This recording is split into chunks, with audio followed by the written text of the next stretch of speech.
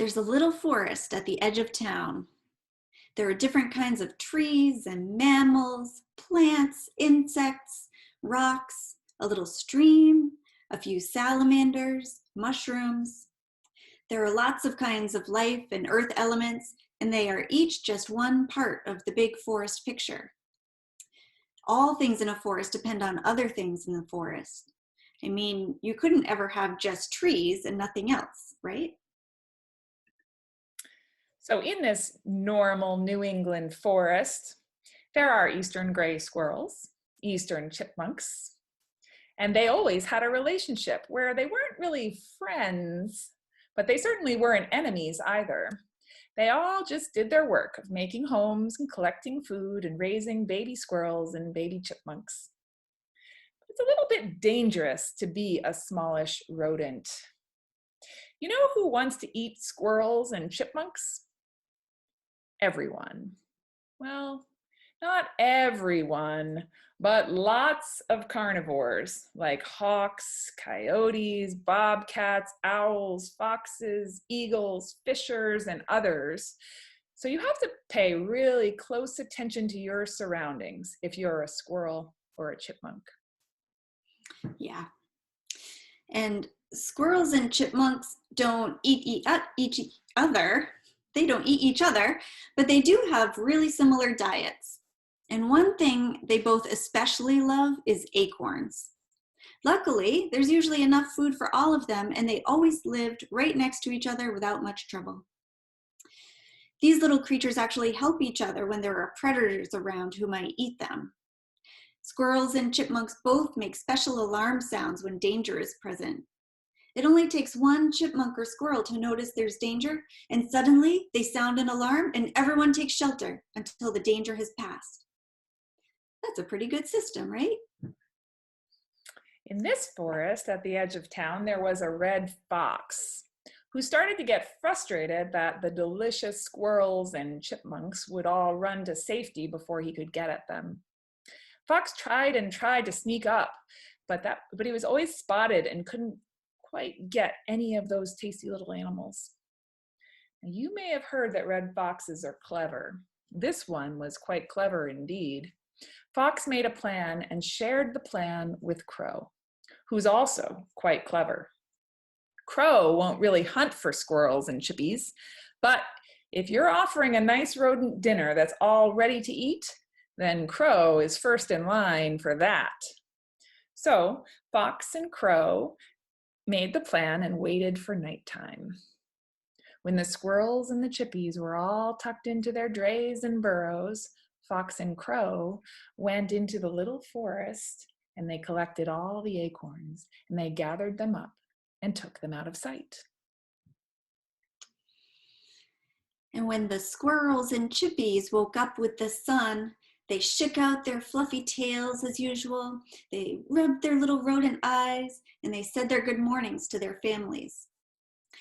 But when it was time to get to their daily work of collecting acorns, they noticed that the acorns were just gone, vanished. They were confused and suddenly a little panicked. And when there's confusion and panic, we don't always think straight.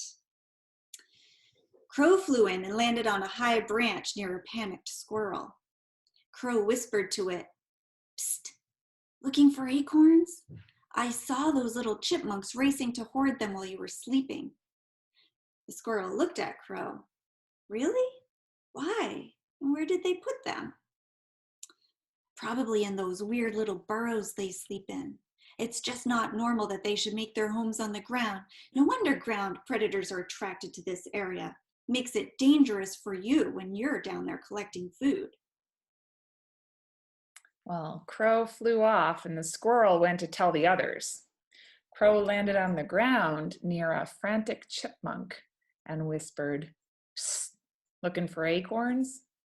I saw those creepy squirrels racing to hoard them while you were sleeping.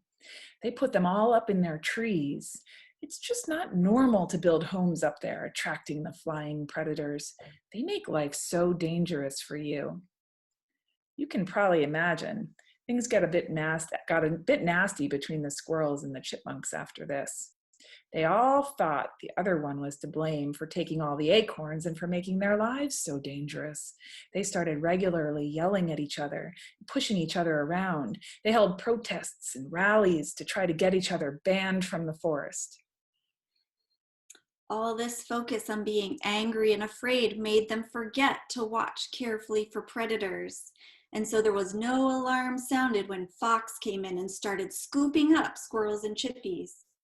He had made a big cage and he started putting them into it to keep them alive and trapped so he'd have nice fresh meals all winter.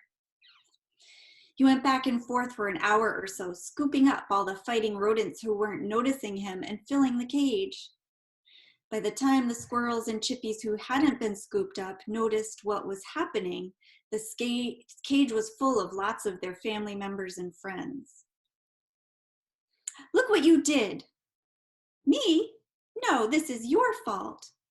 All the chippies and squirrels blamed each other for causing the distraction that allowed so many to be caught. "If you hadn't hoarded all the acorns, this never would have happened." "We didn't hoard the acorns, you took them all." A beautiful blue-spotted salamander crawled out from under a rock to see what all the noise was about, because salamanders do not like loud noise. She heard the argument and told them they were all mistaken. I was out walking last night and saw some unusual activity. Fox and Crow were dropping all of the acorns they could at a really impressive speed. I thought it was strange, but I was just happy that they were too busy to notice me and eat me. Start it again, Carmi. You're good. Just when you're ready, stand back up and start that part again, and Pip can take this part out. Stand up and then start, like pause for a sec and then start. I was out walking last night and saw some unusual activity. Fox and Crow were collecting. Ari, come on. It's okay. Just do that same thing again. Shake off the laughs. Okay, and take a pause and then start.